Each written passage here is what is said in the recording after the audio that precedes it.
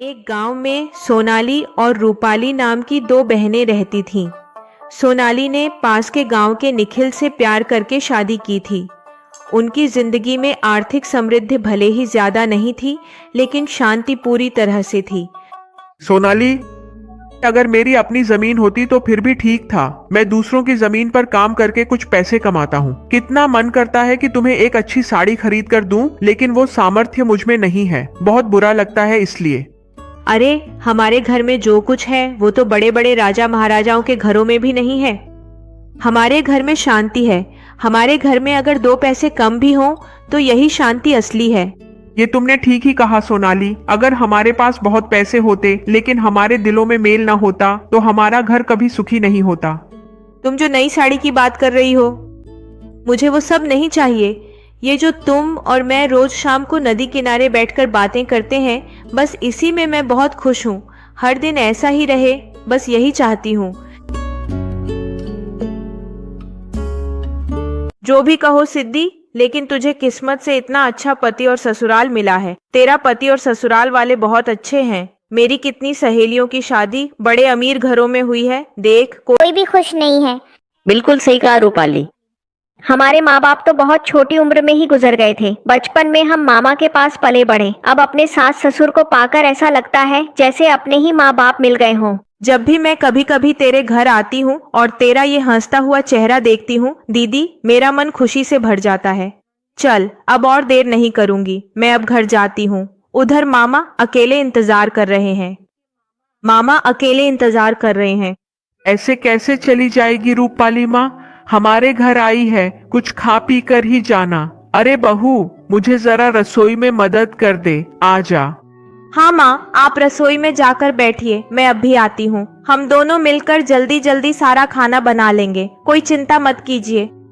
देख बहन, जो जो तुझे खाना पसंद है तेरे जीजा जी वही वही बाजार से लाए हैं। अब मैं और सासू माँ मिलकर खाना बनाएंगे। मैं अब उठती हूँ।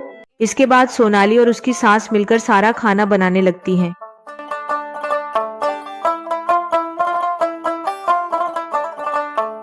इसी तरह सोनाली और निखिल का घर परिवार खूबसूरती से आगे बढ़ता रहता है। सोनाली और उसकी सास मिलकर घर के सारे काम करती थीं। उसकी सास खाना बनाती थी और सोनाली बाकी के सारे काम निपटा देती थी। दूसरी ओर निखिल खेत में खेतीबाड़ी का काम करता था। इसी तरह एक दिन सुबह जब सोनाली घर के सारे काम निपटा चुकी थी, वह खेत की ओर निखिल से मिलने जा रही थी। तभी अचानक उसकी तबीयत खराब होने लगी। उसका सिर चकराने लगा और इसी तरह वह एक समय बेहोश होकर जमीन पर गिर पड़ी। निखिल, तुम्हारी पत्नी की हालत देखकर लग रहा है कि कोई अच्छी खबर है। एक काम करो, तुम उसे शहर ले जाकर डॉक्टर को दिखा लाओ। मैं पूछना चाहता हूँ, सोनाली ठीक तो है? उसे कोई बड़ी बीमारी तो नहीं है? तुम सच कह रहे हो ना? मैं डॉक्टर नहीं हूँ, शाम को उसे दिखा लाऊंगा। अरे भाई निखिल, डरने की कोई बात नहीं है, लेकिन मैं जो अंदाजा लगा रहा हूँ शायद वही होगा। तुम देर मत करो, आज ही शाम को डॉक्टर को दिखा लो। निखिल बाबू, एक अच्छी खबर है। आपकी पत्नी माँ बनने वाली हैं। हाँ, इस समय अपनी पत्नी का खास ध्यान रखें और उसे कोई भारी काम न करने दें।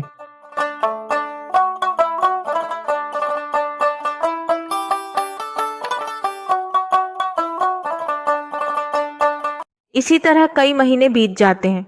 अरे, मेरे पति की कमीज तो देख रही हूँ, बिल्कुल फट गई है। कोई सिलाई भी नहीं की। ऐसे बैठे रहने से अच्छा है सिलाई कर लेती तो मेरे पति कल यही कमीज पहन सकते थे। रोज तो वही एक कमीज पहनकर खेत के काम पर जाते हैं।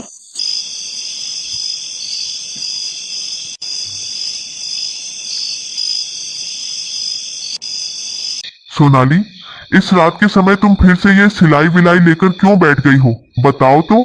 एक तो अंधेरा है, हेरिकेन की उस रोशनी में ठीक से कुछ दिखाई भी नहीं देता। ऐसे में तुम सिलाई लेकर बैठ गई हो। असल में मतलब वो तुम्हारी कमीज तो असल में फट गई थी, इसलिए सोचा कि थोड़ा सिलाई कर दूं। बस इसी वजह से सिलाई करने बैठ गई थी। इसमें कौन सा बड़ा काम है सोनाली? मैं भी तो तुम्हें शादी के बाद से अब तक नई साड़ी दिला नहीं पाया। तुम अब सिलाई छोड़ दो और आराम करो। मेरी ये कमीज अभी कई दिन चलेगी। सोनाली लेटे लेटे सोचने लगती है। निखिल की कमीज की सिलाई पूरी नहीं हो पाई। और निखिल सोचता रहता है कि वह सोनाली को शादी के बाद एक भी नई साड़ी नहीं दिला सका।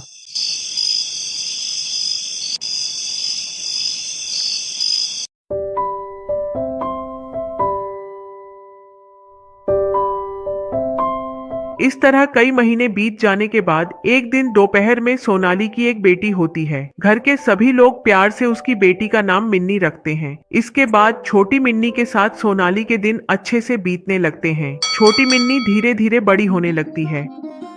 ठीक जब मिन्नी की उम्र 3 साल थी, एक दिन एक अनजाने बुखार में सोनाली की मौत हो जाती है। घर के सभी लोगों को रुलाकर सोनाली हमेशा के लिए चली जाती है। उस दिन छोटी मिन्नी अपनी मौसी का हाथ पकड़कर खड़ी थी। वह समझ भी नहीं पाती कि उसने अपने जीवन की सबसे अनमोल चीज खो दी है। उसने अपनी माँ को खो दिया है।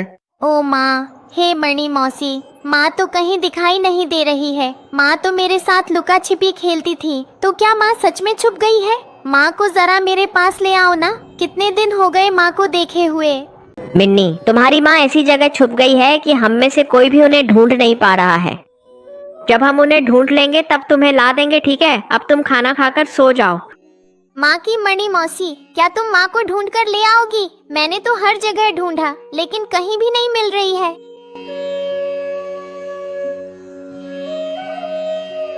निखिल, मुझे तुमसे थोड़ी बात करनी थी। देखो, मिन्नी ने बहुत कम उम्र में अपनी माँ को खो दिया है। इस उम्र में सभी बच्चे अपनी माँ के साथ खेलते हैं, इसलिए मैं सोच रही थी कि अगर तुम्हारी शादी रूपाली से कर दी जाए तो मिन्नी भी खुश रहेगी और रूपाली भी मिन्नी को बहुत प्यार करती है। मुझे उम्मीद है कि तुम्हें इसमें कोई आपत्ति नहीं है।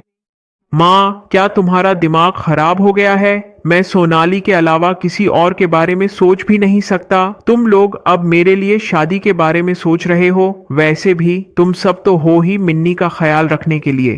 निखिल भैया, काकी माँ की उम्र हो रही है। आज नहीं तो कल अगर काकी माँ को कुछ हो गया तो मिन्नी का ख्याल कौन रखेगा? तुम तो खेती बाड़ी के काम में खेत में चले जाते हो, इसलिए कह रही थी कि इस शादी में मना मत करो, मान जाओ ना। ऐसा नहीं है मिनती दी, मैं रूपाली को छोटी बहन की तरह देखता हूँ। वैसे भी रूपाली तो कभी कभी आती है और मिन्नी का ख्याल भी रखती है, यही काफी है। देखो निखिल, मेरी भी उम्र हो रही है और अगर रूपाली की भी कहीं और शादी हो जाती है तो मिन्नी की देखभाल करने वाला कोई नहीं रहेगा। इसीलिए मैं और देर न करते हुए आज शाम को ही सोच रही हूँ कि रूपाली के मामा को इस बारे में चिट्ठी लिखकर बता दूं। सोनाली की सासू माँ की एक चिट्ठी आज सुबह मेरे पास आकर पहुंची। उन्होंने निखिल और तुम्हारी शादी के बारे में कुछ बातें की हैं। अगर तुम्हें कोई आपत्ति ना हो तो हम तुम्हारी शादी निखिल से कर देंगे।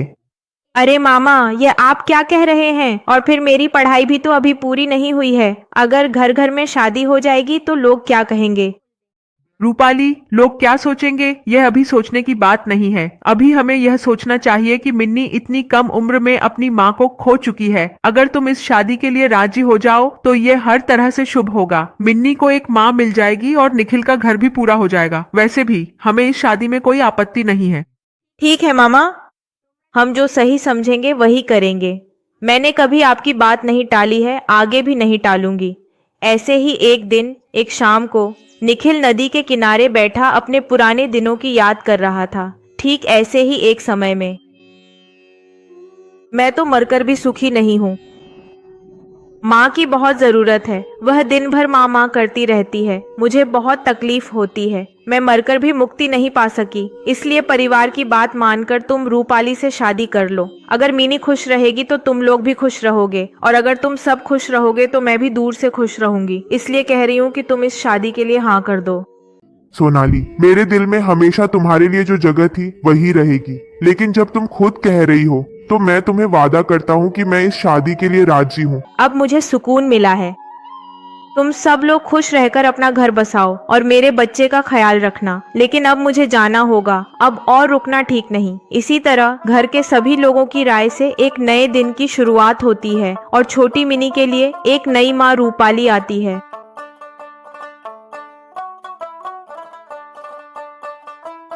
इस तरह समय के साथ साथ रूपाली उनके परिवार में सबके दिलों में जगह बना लेती है और मिनी भी। एक समय ऐसा आता है जब मिनी अपनी माँ को भूल जाती है और रूपाली भी मिनी को अपनी ही बेटी की तरह मानने लगती है। इसी तरह जिम्मेदारी और कर्तव्य के बोझ तले एक नए अध्याय की शुरुआत होती है। मिनी, रूपाली और निखिल का छोटा सा परिवार धीरे धीरे सुख और शांति से भर जाता है।